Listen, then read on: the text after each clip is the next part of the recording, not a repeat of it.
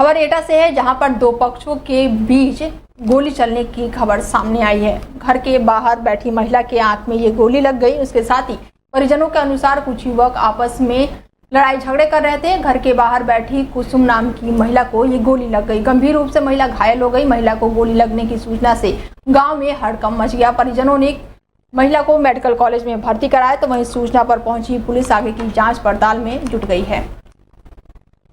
थाना कोतवाली देहात के गांव है नगला समन, उसका मामला है। ये अभी शाम को सूचना मिली थी कि एक महिला के गोली लगी है। इस सूचना पर तत्काल थाना पुलिस द्वारा अटेंड किया गया तथा महिला को इलाज हेतु अस्पताल लाया गया और बेहतर इलाज हेतु हायर सेंटर रेफर किया जा रहा है तथा घटना के प्रत्येक पहलू की गहराई से छानबीन की जा रही है। जो भी तथ्य निकल कर आएंगे तदनुसार वैधानिक कार्रवाई अमल में लाई जाएगी। मतलब कारण क्या था इस पूरे मामले में? वो तथ्यों की सबकी जांच की जा रही है। जो भी कारण निकल के आएगा तदनुसार कार्रवाई।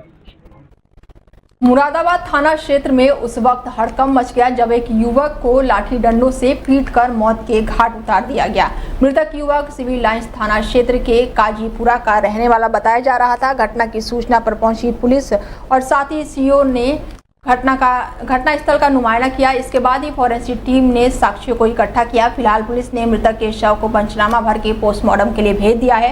घटना स्थल का निरीक्षण करने के बाद पुलिस आगे की कार्रवाई में जुटी हुई है। देखिए, थाना छजलैट क्षेत्र के कुचावली गांव में आज एक मर्डर की सूचना प्राप्त हुई थी। तुरंत इसमें थाना छजलैट की पुलिस जब कुचावली गांव में पहुंची तो देखा कि एक युवक का शव घर में पड़ा हुआ है। इसमें हमने यहाँ पे फील्ड यूनिट को बुला लिया है। बॉडी को पोस्टमार्टम के लिए भेजा जा रहा है। जो मृतक के परिजन हैं उनको इन्फॉर्म कर दिया गया है। उनसे हम तहरीर प्राप्त करके इसमें मुकदमा पंजीकृत करेंगे एवं इसमें जो भी विधिक कार्रवाई होगी की जाएगी। सर, इसमें कुछ लोगों के नाम भी सामने आए कि इनको बुलाया गया था, क्या है वो? अभी देखिए, इसमें जाँच चल रही है। जो भी जाँच के आधार पर जो भी तथ्य निकल के आएगा उसके आधार पर विधिक कार्रवाई की जाएगी। सांडीला कस्बे के हरदोई रोड पर सिंह हॉस्पिटल के पास नेशनल हाईवे पर सड़क हादसा हो गया। उस वहीं पर कंटेनर और ट्रक की भीषण टक्कर हो गई। हादसे में कंटेनर चालक गंभीर रूप से घायल हो गया। ट्रक का चालक और क्लीनर मौके से फरार हो गए। रॉन्ग साइड से ट्रक आने के बाद से ये बड़ा हादसा हुआ है। तो वहीं मोहल्ले वासियों ने ड्राइवर को किसी तरह बाहर निकाला और एम्बुलेंस की मदद से उसे अस्पताल पहुंचाया। खबर हरदोई से है, जहां पर मेले में घूमने के दौरान महिला की सोने की चैन झपट्टा मारकर महिला आरोपी मौके से फरार हो गई, लेकिन पुलिस ने तत्परता दिखाते हुए महिला आरोपी को गिरफ्तार कर लिया। बता दें कि बीते दिनों सुरसा निवासी महिला मध्य संध्या को मेले में घूमने गई थी और इस दौरान उसके गले में पड़ी सोने की चैन अज्ञात महिला ने झपट्टा मार लिया और फिर मौके से फरार हो गई। तभी पुलिस ने सीसीटीवी फुटेज के आधार पर फरार महिला को तलाश की और फिलहाल उसको पकड़ लिया गया।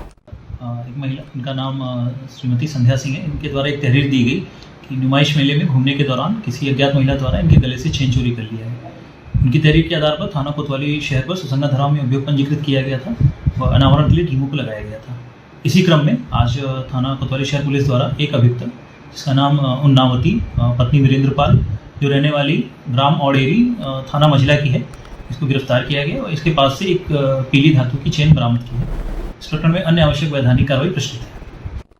खबर झांसी के मौरानीपुर तहसील क्षेत्र से है, जहां पर कुछ किसानों द्वारा अपने खेतों की पराली जला दी गई है। वहीं निरीक्षण को निकले उप जिलाधिकारी की नजर जलती हुई पराली पर पहुंच गई, तो तत्काल सूचना पर पहुंची फायर ब्रिगेड की टीम पहुंची और जिसके बाद से मौके पर पहुंची फायर ब्रिगेड की टीम आग बुझाने में जुट गई। इसके साथ ही एसडीएम ने लेखपाल को मौके पर बुलाया और पराली जलाने वाले किसानों को चिन्हित करके उसके खिलाफ मामला दर्ज करने के साथ ही जुर्माना वसूलने के निर्देश भी दिए हैं।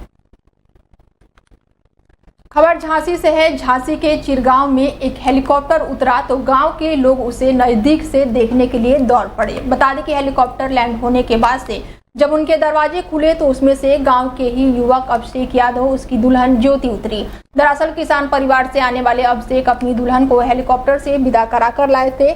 अब ये विदाई चर्चा का विषय बनी हुई है। शहर से 32 किलोमीटर दूर चिरगांव के रहने वाले दीपचंद्र यादव समृद्ध किसान हैं। अभिषेक यादव उनके इकलौते बेटे हैं। ऐसे में उनके पूरे परिवार का अरमान था कि अभिषेक की शादी राशि अंदाज में हो। चंद्रदीप यादव ने अपने बेटे की शादी चिरगांव के पास के ही गांव में की थी और 20 अप्रैल को अभिषेक और ज्योति की शादी मध्य प्रदेश के खजुराहो के रिसोर्ट में हुई थी। इसके बाद से अभिषेक यादव अपनी दुल्हन को लेकर हेलीकॉप्टर से झांसी के चिरगांव पहुंचे, जहां पर अब ये चर्चा का विषय बना हुआ है। सभी लोगों की इच्छा थी, घर वालों की, कि हेलीकॉप्टर से विदा होनी चाहिए और धूमधाम से कुछ यूनिक करना है, तो इसी वजह से हेलीकॉप्टर से विदा करवाया। आपने सोचा था?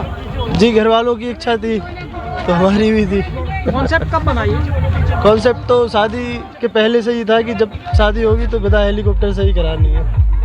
घर वालों में किसकी इच्छा थी? घर वालों में पापा की, मम्मी की, बाकी के और जीजाजी लोगों की, सब रिश्तेदारों की। आपके दोस्तों में कभी किसी की ऐसी शादी हुई क्या? अभी दोस्तों में तो खैर नहीं हुए, चिरगांव में पहली बार। ये मेरे लिए काफ़ी बहुत अच्छा है कि मतलब मेरे परिवार वालों का सबका सहयोग रहा कि मेरे मतलब परिवार वालों ने मुझे हेलीकॉप्टर से विदा करने का मौका दिया। आपको कब मालूम चला था कि आपकी विदा हेलीकॉप्टर से होने जा रही है? सरप्राइज था क्या? जी हाँ, सरप्राइज़ था। पापा लोगों के, सब लोगों के बीच की बात थी। सबने, फैमिली ने, परिवार ने, दीदी, सब लोगों ने सहयोग किया और हेलीकॉप्टर में बैठने का अवसर मुझे प्राप्त हुआ। आपका ड्रीम था, कभी आपने सोचा था ऐसा कि हेलीकॉप्टर से विदा होगी आपकी? नहीं, ऐसा कुछ नहीं सोचा था। झांसी में पत्नी की बेवफाई से आहत पति ने सुसाइड कर लिया है। पहले पत्नी ने घर बिकवाया और फिर पैसे लेकर पत्नी प्रेमी के साथ फरार हो गई। जांच पड़ताल किया गया तो पता चला कि वो प्रेमी के साथ शादी भी कर चुकी है। इससे पति डिप्रेशन में चला गया।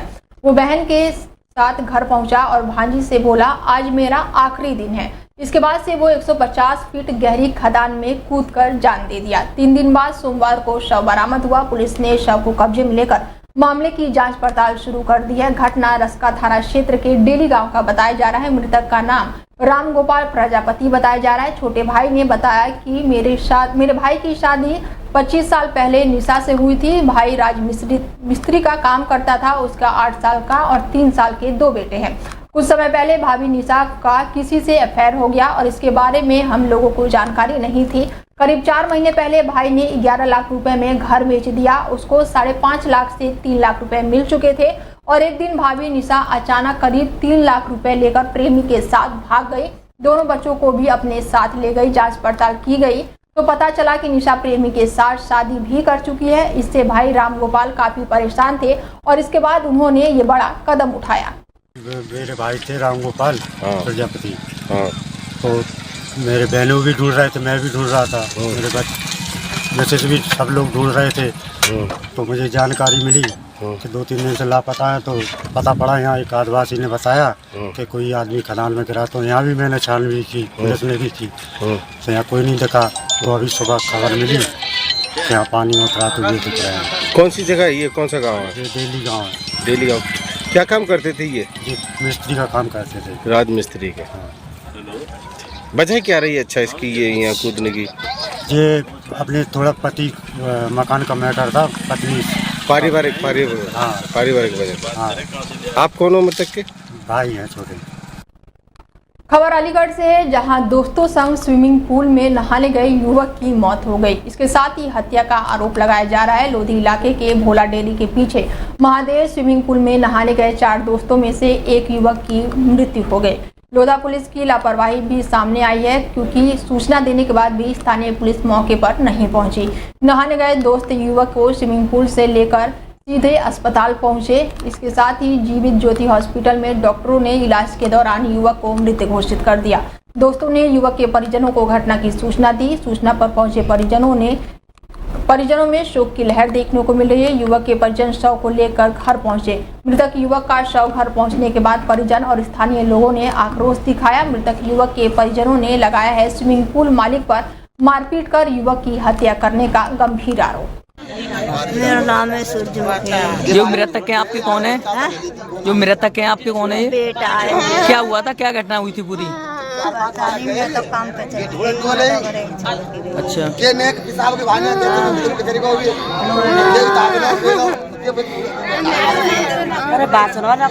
क्या हुआ था इनके साथ?